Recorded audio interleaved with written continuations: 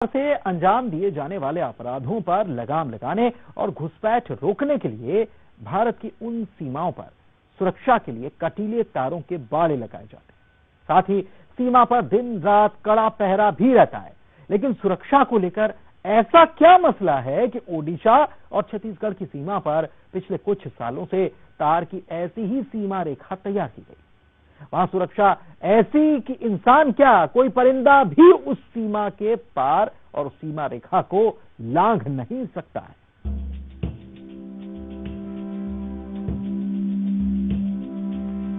वनों से आच्छादित प्रकृति का स्वर्ग कहलाने वाला बस्तर, साल के घने वृक्षों और प्रकृति की हरी भरी वादियों के बीच खूबसूरत झरने, नदी, जल प्रपात की सुंदरता को अपने आंचल में समेटे छत्तीसगढ़ का बस्तर। बस्तर भारत के छत्तीसगढ़ प्रदेश के दक्षिण दिशा में बसा हुआ इलाका है।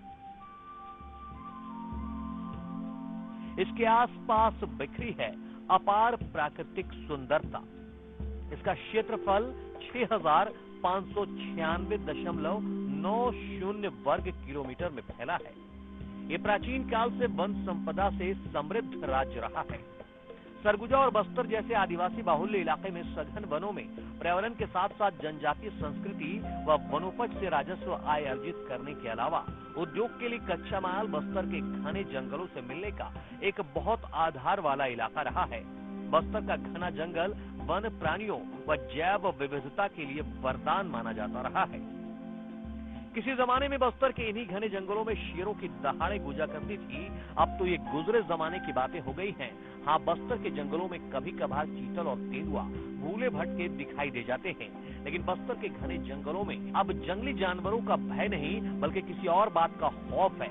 यही वजह है कि जगदलपुर जिला मुख्यालय से करीब 55 किलोमीटर दूर माचकोट तिरिया वन परिक्षेत्र के बाद से जहां छत्तीसगढ़ और ओडिशा की सीमा शुरू होती है, उस जगह को तार की बाड़ियों से घेरा गया। ये जहां पर हम खड़े हैं, ये जो इलाका है ये उड़ीसा का इलाका कहलाता है और तार की बाड़ी के उस पार छत्तीसगढ़ लगता है। और छत्तीसगढ़ का जो घनघोर जंगल है, यहाँ पर जब तब जो वन तस्करों की कार्यशैली है उसे लेकर के वन विभाग ने ये कवायद की थी और ये काफी लंबा घेरा है। पूरे जंगल को घेरने के साथ साथ जो सीमा है छत्तीसगढ़ और उड़ीसा की, वहां पर ये तार को लगाया गया है। माचकोट वन परिक्षेत्र में अब भले ही जंगली जानवरों की आवाजें न सुनाई देती हों, लेकिन ये घनघोर जंगल जहां साल बीजा समेत कई इमारती लकड़ियों के जंगल मौजूद हैं, ऐसे में बीते 10 सालों से ये जंगल ओडिशा के वन तस्करों के लिए लकड़ी तस्करी का एक बहुत बड़ा केंद्र बने हुए हैं। तार की सीमा रेखा खींचे जाने से पहले यहाँ आए दिन बड़ी संख्या में वन तस्कर लकड़ी काट कर जंगल के रास्ते ओडिशा ले जाया करते थे। बारिश के मौसम में लकड़ी तस्करों के लिए पास ही बहने वाली इंद्रावती और शबरी नदी लकड़ी तस्करी का बहुत बड़ा साधन बन जाती थी। लकड़ी काटने के बाद वन तस्कर बारिश के समय में इन्हें नदी में बहा देते थे और दूसरी तरफ सीमा के पार किनारे पर बैठे वन तस्कर उन लकड़ियों को उठा लेते थे। इतना सुगम और सरल तरीका मिलने के साथ ही सुरक्षा के अभाव के चलते वन तस्करों के लिए माचकोट का जंगल लकड़ी तस्करी का एक बहुत बड़ा अड्डा बना रहा। जहाँ पर खड़े हैं ये उड़ीसा और छत्तीसगढ़ का बॉर्डर है और आमतौर पर लंबे समय से ये देखा जा रहा है कि उड़ीसा के लकड़ी तस्कर और वन्य जीव की हत्या करने वाले लोग, शिकारी, बस्तर के जंगलों में आकर वन्य जीवों की हत्या करते रहे हैं। माचकोट जंगल वन्य जीवों के लिए लंबे समय से चर्चित रहा है। इस क्षेत्र के शेर, 7 से अधिक शेरों को पकड़कर भोपाल और इंदौर के चिड़ियाघरों में भी पहुंचाया गया है। लेकिन लगातार शिकार होने के कारण वन्य जीवों की संख्या यहाँ कम हो रही थी और पेड़ों की लगातार निर्मम कटाई हो रही थी। इस कारण ये करीब 15 साल पुराना एक योजना था छत्तीसगढ़ और उड़ीसा के बीच में ऐसे तार का घेरा किया जाए ताकि लकड़ी तस्कर ना आ सके और हमारे जंगलों की सुरक्षा हो सके।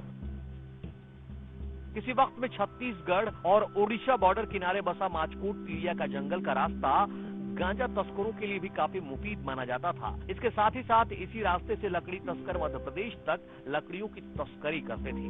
लेकिन घने जंगल और माओवादियों की धमक के चलते बाद में गांजा तस्करों ने तो तस्करी करने के लिए रास्ता बदल लिया, लेकिन लकड़ी तस्करों का आना जाना बेखौफ जारी रहा। लकड़ी तस्करी के मामले ने उस वक्त तूल पकड़ा जब 5 अक्टूबर 2016 को इलाके की गश्त पर निकले 2 डिप्टी रेंजरों 5 वन कर्मचारियों पर लकड़ी तस्करों ने घातक हथियारों से हमला बोल दिया था, जिसमें दोनों डिप्टी रेंजरों समेत 6 वनकर्मी गंभीर रूप से घायल हो गए थे। इस घटना के बाद लगातार बढ़ रही वन तस्करी की घटना को देखते हुए ओडिशा, छत्तीसगढ़ और आंध्र प्रदेश सरकार ने जंगल की सुरक्षा के लिए एक रणनीति तैयार की। 500 वर्ग किलोमीटर के जंगल से घिरे माचकोट के इस परिक्षेत्र की रक्षा करने के लिए वन विभाग ने जो परियोजना शुरू की है, उसके तहत अभी 7 किलोमीटर का काम जो है वो पूरा हो चुका है।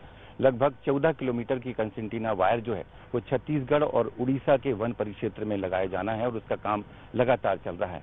इसके लिए इसी रास्ते पर जो है करीब 15 के आसपास वॉच टावर भी बनाए जा रहे हैं, जहां पर कि वन महकमा जो है समय समय पर निगरानी करेगा।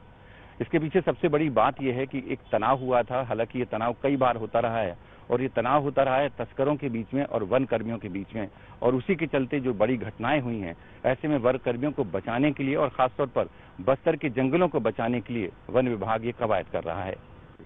जब ये तार नहीं था तो इसके पहले छत्तीसगढ़, उड़ीसा और आंध्र प्रदेश के अधिकारियों की, वन अधिकारियों की बैठक हुई थी कि हमको जंगल बचाने के लिए सामंजस्य स्थापित करना पड़ेगा, क्योंकि जंगल किसी एक राज्य का, किसी एक व्यक्ति का नहीं होता, राष्ट्रीय संपत्ति होती है। इस कारण ये करीब 1 करोड़ रुपए का प्रोजेक्ट है, इसमें ये तार का कार्य किया गया।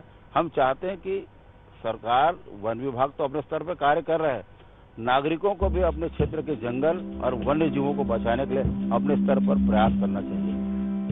करीब 4 साल पहले छत्तीसगढ़ ओडिशा बॉर्डर पर माचकोट टीडिया के जंगलों के बॉर्डर पर कटीले तार लगाए जाने का फैसला लिया गया। हालांकि जंगल का नुकसान छत्तीसगढ़ का हो रहा था, इस वजह से इस प्रोजेक्ट में आने वाले खर्च का भार छत्तीसगढ़ सरकार ने वहन किया।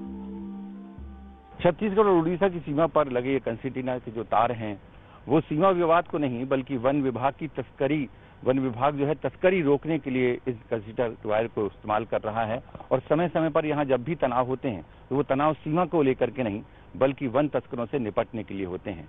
माना यह जा रहा है कि जिस तरह की कवायद वन विभाग ने की है, उससे आने वाले समय में जो बड़े पैमाने पर तस्करी होती है उड़ीसा के रास्ते, उस पर लगाम लग सकेगी। कैमरामैन श्रीनिवास नायडू के साथ विनोद कुशवाहा, न्यूज़ 18, छत्तीसगढ़, उड़ीसा।